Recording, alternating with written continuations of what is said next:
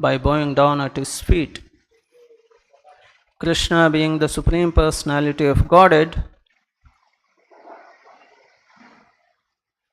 and everyone being his servant, his part and parcel, the Lord is paying his respectful obeisances unto the feet of Mahārāja Yudhiṣṭhira. And in return, Mahārāja Yudhiṣṭhira embraced Lord Krishna.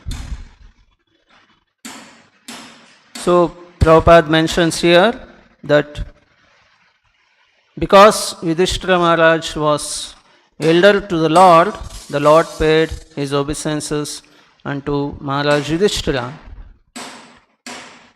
And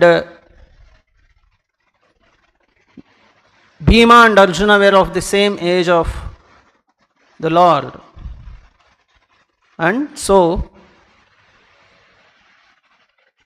Prabhupada says here in the purport, Bhima and Arjuna embraced the Lord because they were of the same age. Bhima and Arjuna embraced the Lord. And Nakula and Sahadeva, they were younger to the Lord. And so they bowed down to the Lord and took his blessings. So that was the etiquette. And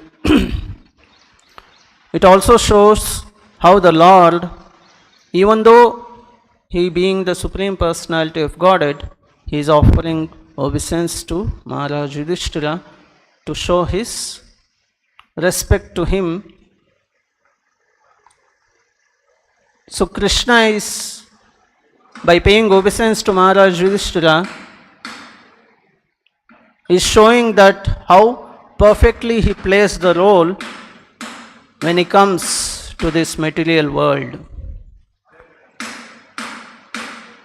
When he comes to material world to enact the pastimes, the Lord will perfectly act as a perfect husband, a perfect brother. Overall, the pastimes of the Lord is so perfect that he doesn't,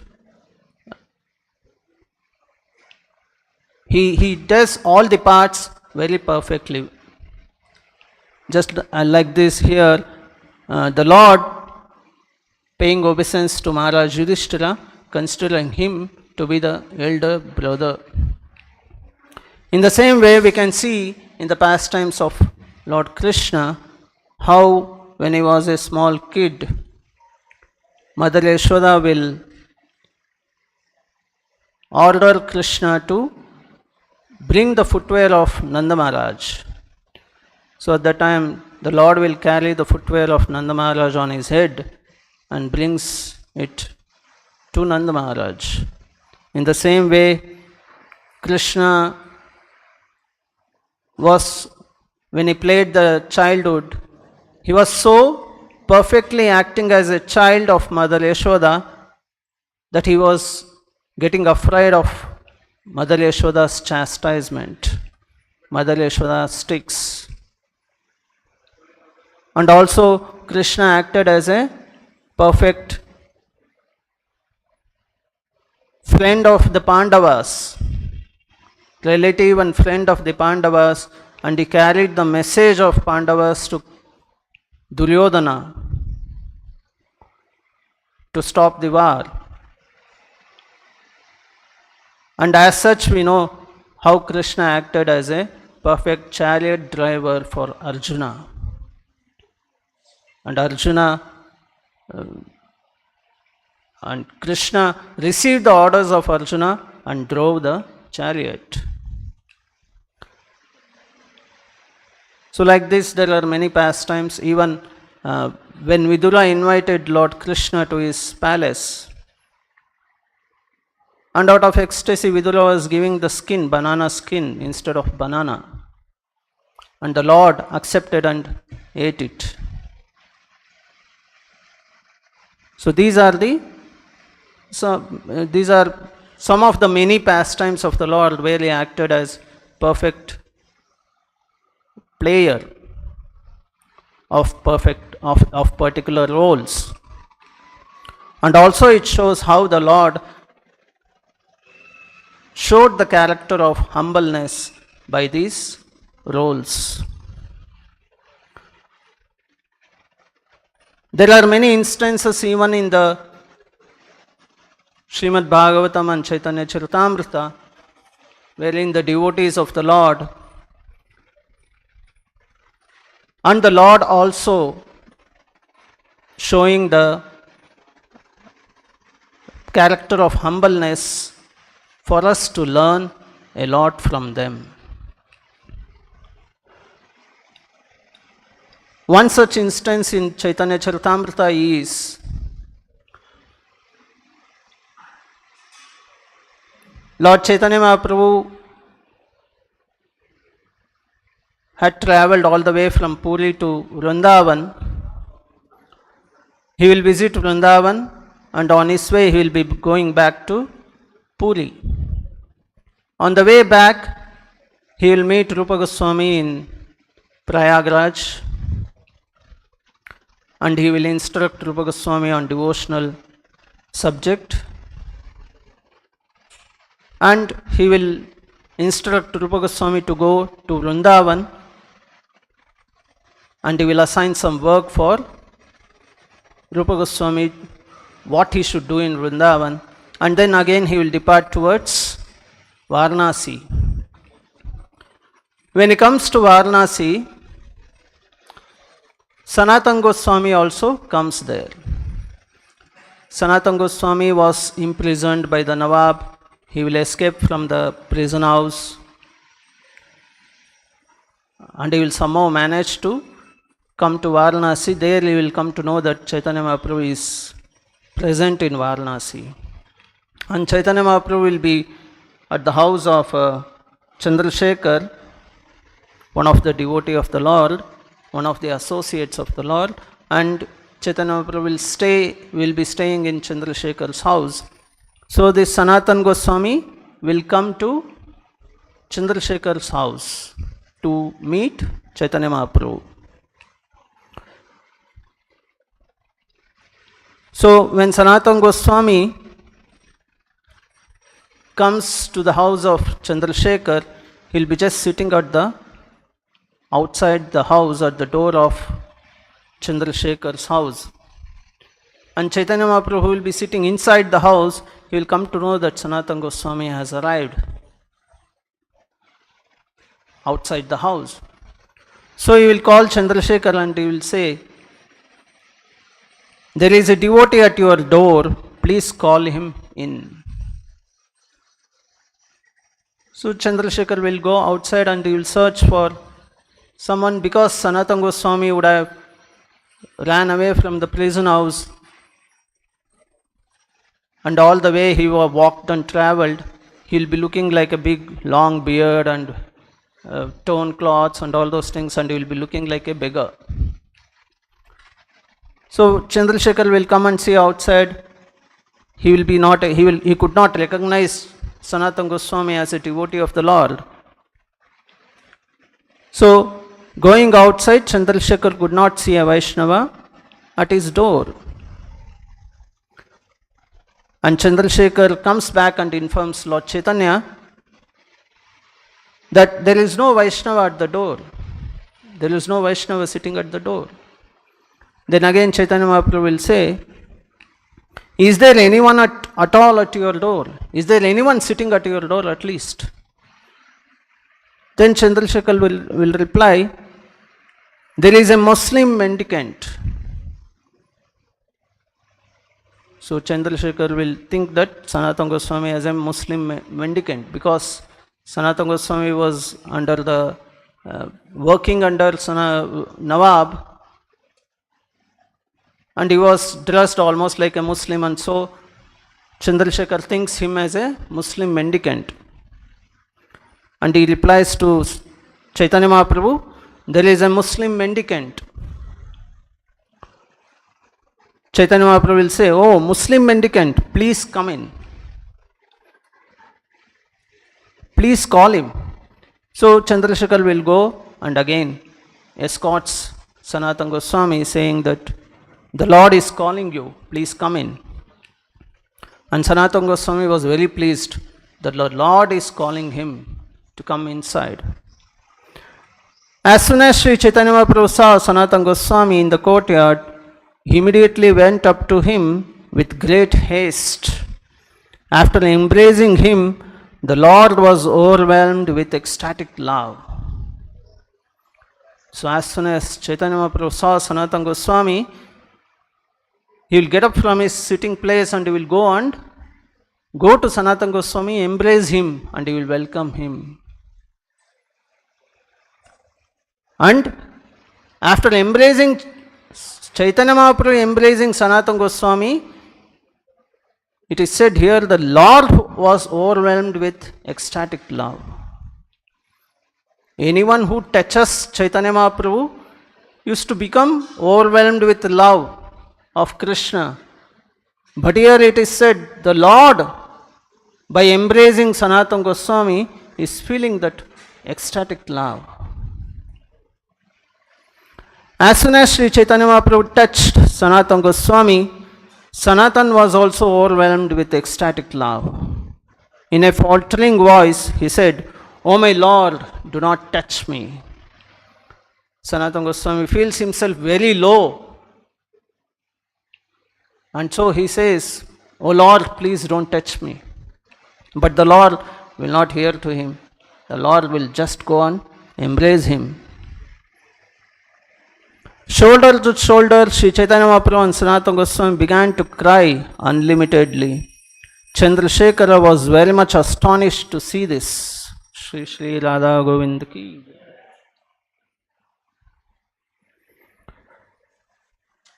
Catching his hand, Sri Chaitanya Mahaprabhu took Sanatana Goswami inside and made him to sit on an elevated place next to him. So Chaitanya Mahaprabhu will take Sanatana Goswami catching his hand and take him inside the house, and he will make him to sit on the same platform where he was sitting. When Sri Chaitanya Mahaprabhu began cleansing Sanatana Goswami's body with his own transcendental hand, Sanatana Goswami said, "Oh my Lord, please do not touch me." So because Sanatana Goswami would have traveled all the way, a lot of dust was there on the body, so Chaitanya Mahaprabhu started cleansing his body. And Sanatana Goswami, as he felt too much low, he said, "No, please don't touch me, Lord." But the Lord replied, "I am touching you just to purify myself." The Supreme Personality of Godhead, Lord Chaitanya Mahaprabhu, says that I am touching you, Sanatana Goswami, so that I be purified. Let me be purified. To purify myself. Because by the force of your devotional service, you can purify the whole universe. This is how Chaitanya Mahaprabhu is glorifying Sanatana Goswami. By the force of your devotional love, devotional service, you can purify the whole universe. And so, for myself to get purified, I am touching you. This is the position what the Lord gives to his devotee.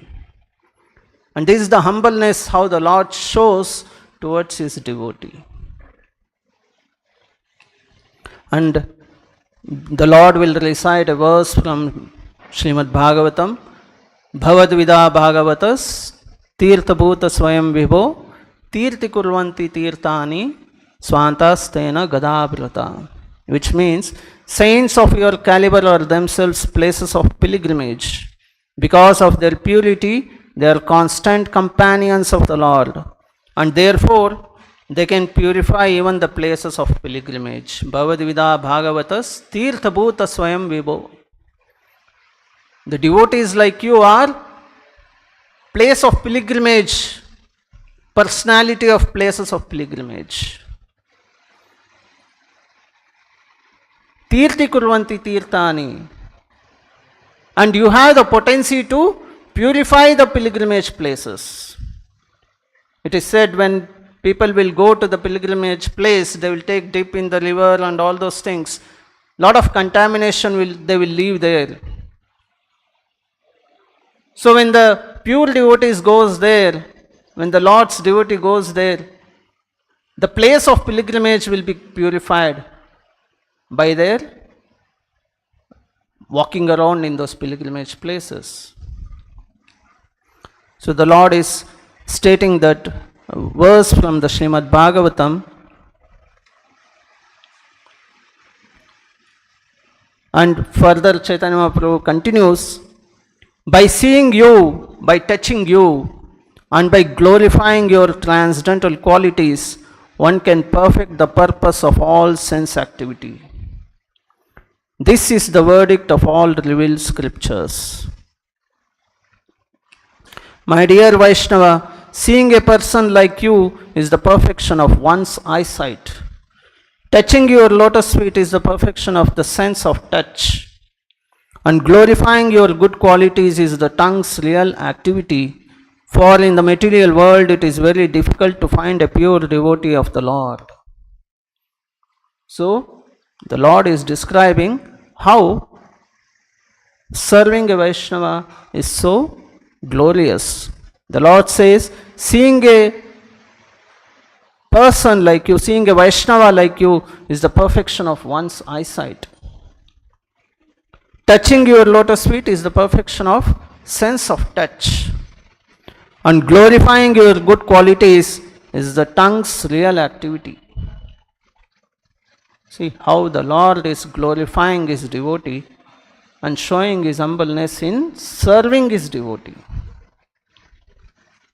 Sri Chaitanya Mahaprabhu continued, my dear Sanatana, please hear from me. Krishna is very merciful and he is the deliverer of all fallen souls. Because Sanatana Goswami was captivated by Nawab and he was freed from prison house and he came to the shelter of Chaitanya Mahaprabhu. So the Lord says, Krishna is very merciful upon you and he has delivered you as he delivers all the fallen souls.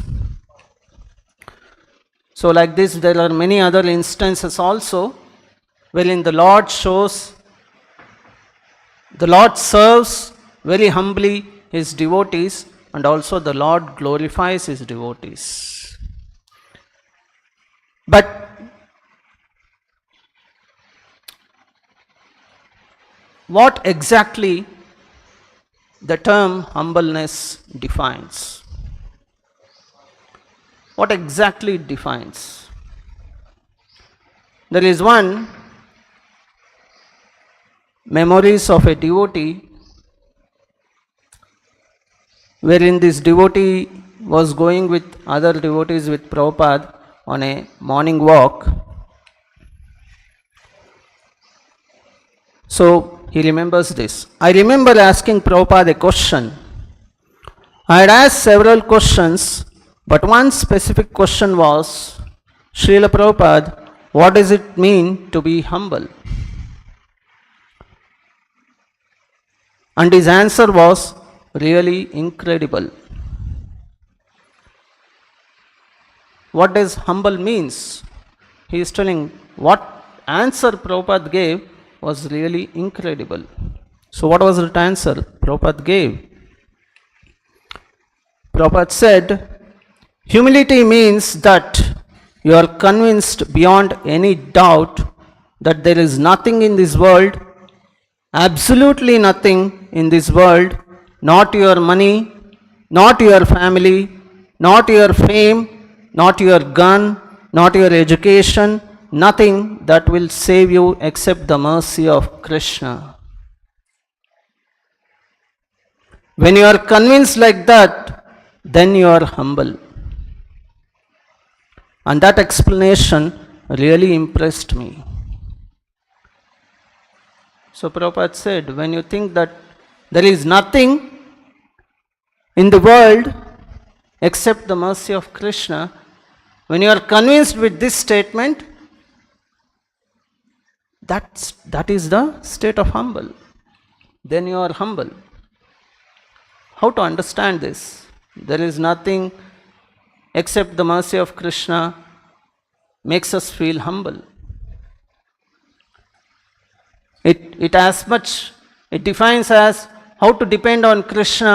If somebody asks, then we can say, when you completely think that there is nothing that can save you, not your money, not your family, not your fame, not your gun, only Krishna's mercy can save you.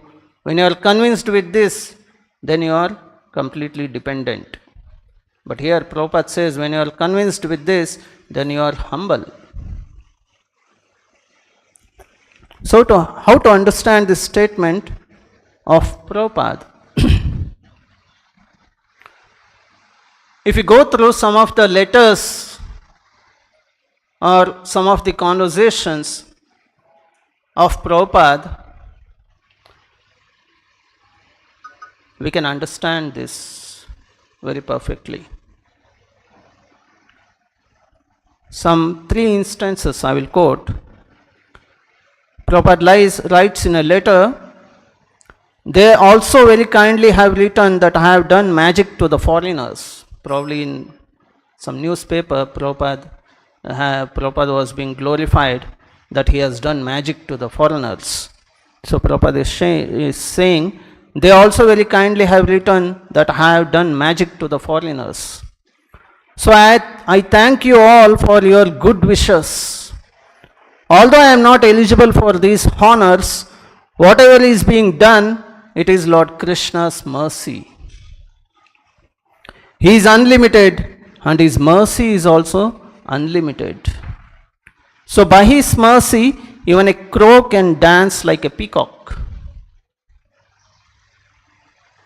So somebody has glorified Prabhupada and Prabhupada is not accepting that glorification. He is telling, I thank you all. He is telling to his disciples, I thank you all for your good wishes. Although I am not eligible for all these things, whatever is being done, it is Lord Krishna's mercy. So the Lord is saying, it is Krishna's mercy that I am getting these glorifications. So somebody glorifies Prabhupada, Prabhupada is saying, it is not for me, it is for Krishna. So here it says, nothing is of mine, everything is of Krishna's. Even glorification, if somebody glorifies, it is for Krishna, it is not for me.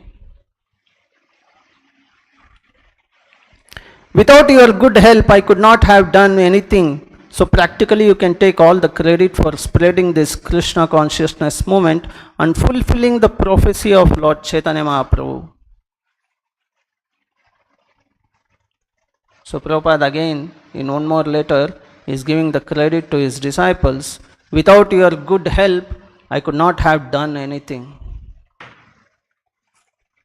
Practically, you can take all the credit for spreading this Krishna consciousness and fulfilling the prophecy of Lord Chaitanya Mahaprabhu.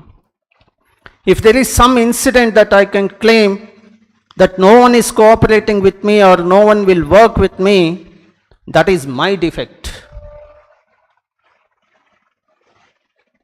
Not theirs. Prabhupada says, if I sometimes claimed that such and such person is not cooperating with me, he is not able to work with me or I cannot work with me, it is not defect of that person, it is defect of me. This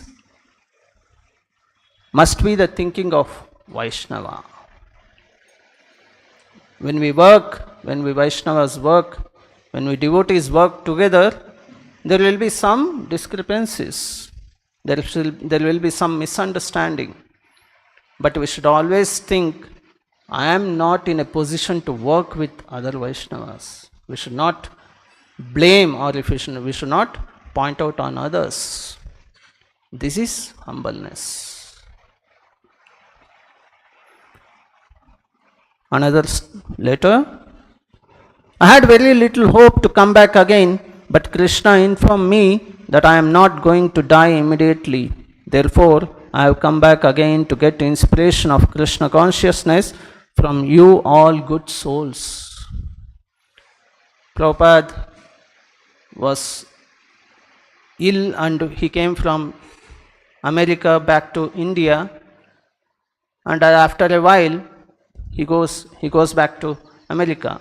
During his stay in India, he thinks that I may not live, I will die. But Krishna informed me that I am not going to die immediately. Therefore, I have come back again. Why I have come back? To get inspiration of Krishna consciousness from you all good souls.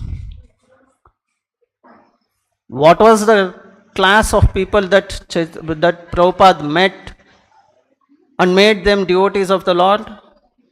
The hippies who were sitting and enjoying the LSD. Those people, Prabhupada converted them to devotees, Lechas and Yavanas.